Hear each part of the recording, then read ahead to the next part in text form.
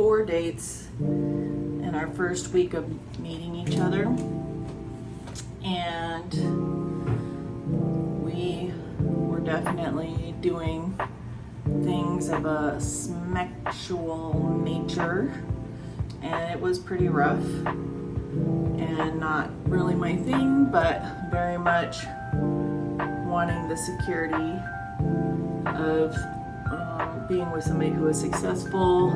I was being told that the baby mamas and him got along just fine and there was no problems there, which was a humongous lie. And when I would go over to his house, which is typically what happened after that. So we would go out on dates after that.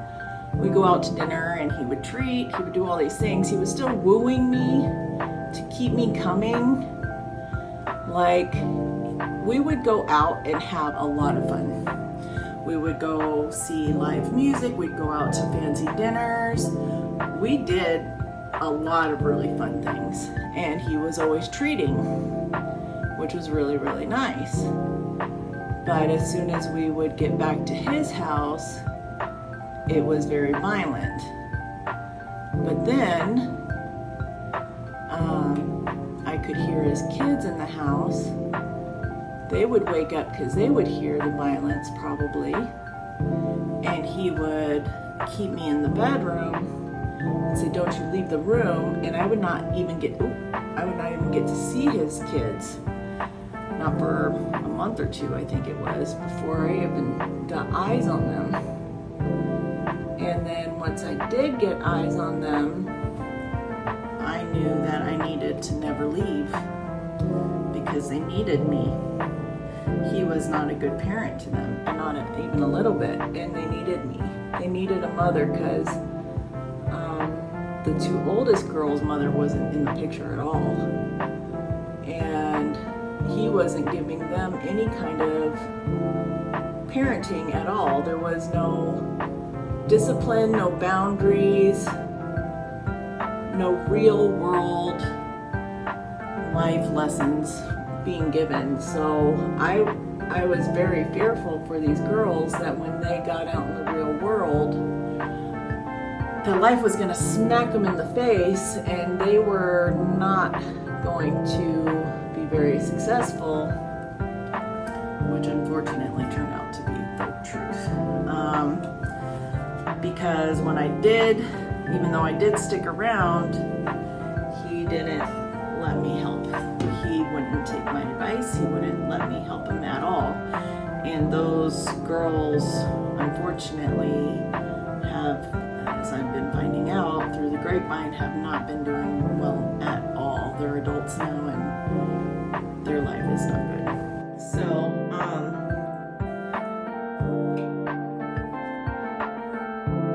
when I was with him, his two older daughters, their mother pieced out, according to the story I heard, when they were little girls, and didn't want anything to do with him, and so he was taking care of them on his own.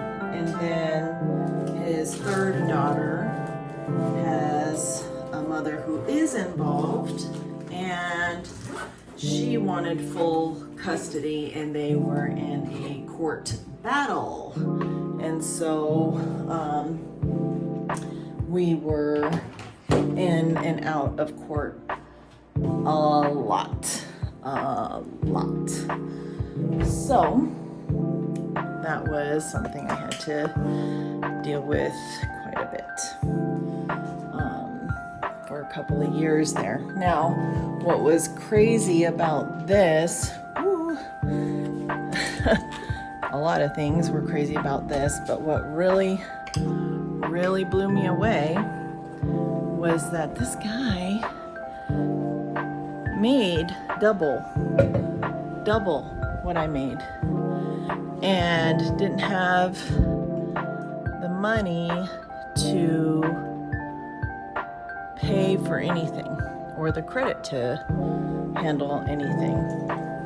So the burden was put on me to figure this stuff out for him. I don't know why he couldn't figure out how to get custody of his youngest daughter when he could do it for his older daughters. I guess the story is just that she pieced out. Who knows if that's really true or not, right? After everything else that happened, I don't know how true that really is.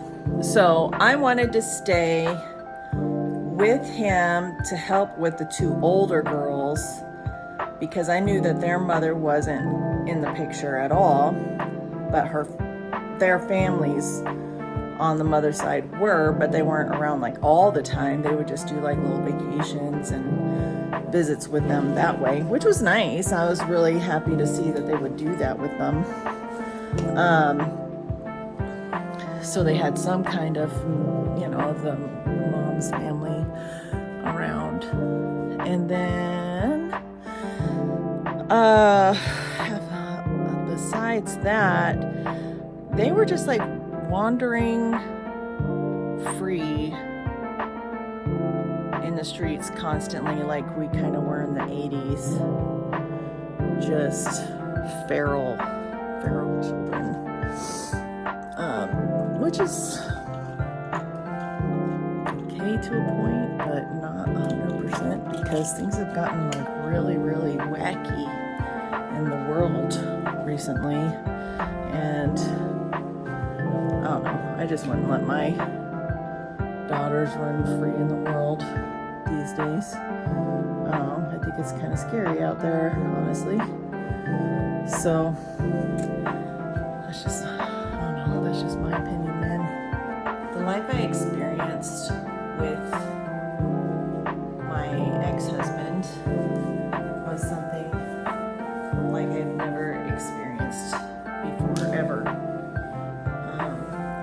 It was just a life of chaos and manipulation.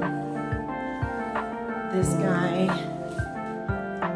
lied to everyone in his life. Everyone in his life was lied to. Friends, family, didn't matter who you were. He was lying to you to get whatever he wanted. There was literally nobody in his life that he wasn't trying to get something from. If he was talking to you, it's because he needed something from you, and he was going to say whatever it is that he needed to say to you to get what he wanted from you. Full stop. That's just who he is.